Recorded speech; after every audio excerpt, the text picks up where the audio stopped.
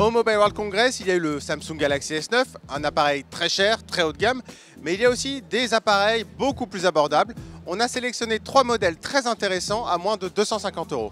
Le premier, c'est le Alcatel 5, véritable symbole du renouveau de la marque cette année. Et il a une petite particularité, c'est qu'il a un double module caméra à l'avant, en façade, ce qui permet de prendre des selfies en très grand angle, notamment si on est nombreux. Mais ce qui nous plaît dans ce Alcatel 5, c'est aussi son design, un très joli design avec un écran au format 18/9, avec un effet métallique assez réussi, des finitions qui sont assez raffinées et des bords très fins autour de l'écran de 5,7 pouces. En termes de puissance, c'est forcément assez modeste, avec un Mediatek cadencé à 1,5 GHz, mais quand même 3 Go de RAM et 32 Go de stockage, et en prime, une fonction de reconnaissance faciale. L'Alcatel 5 sortira début mars à 229 €.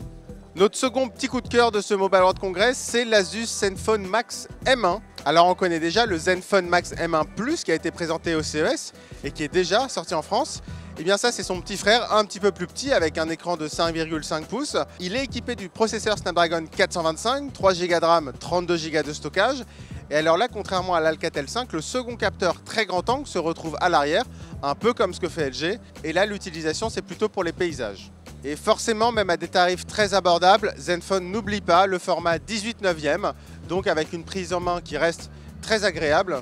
Le Zenfone Max M1 sortira en France au mois de juillet pour 229 €.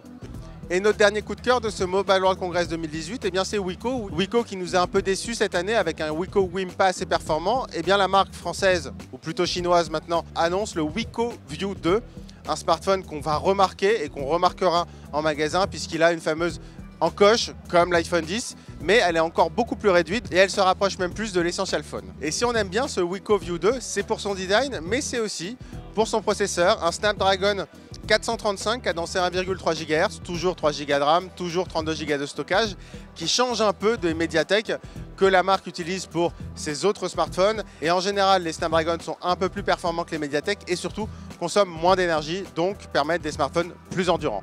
Et cette encoche à l'avant qu'on remarque beaucoup permet à ce Wiko View 2 d'avoir un format de 19/9 comme l'iPhone 10. Donc c'est un format encore plus panoramique que ce que peuvent proposer ses concurrents. Comme les deux autres smartphones qu'on vous a présentés, le Wiko View 2 est équipé d'une fonction de reconnaissance faciale en plus du capteur d'empreinte digitale.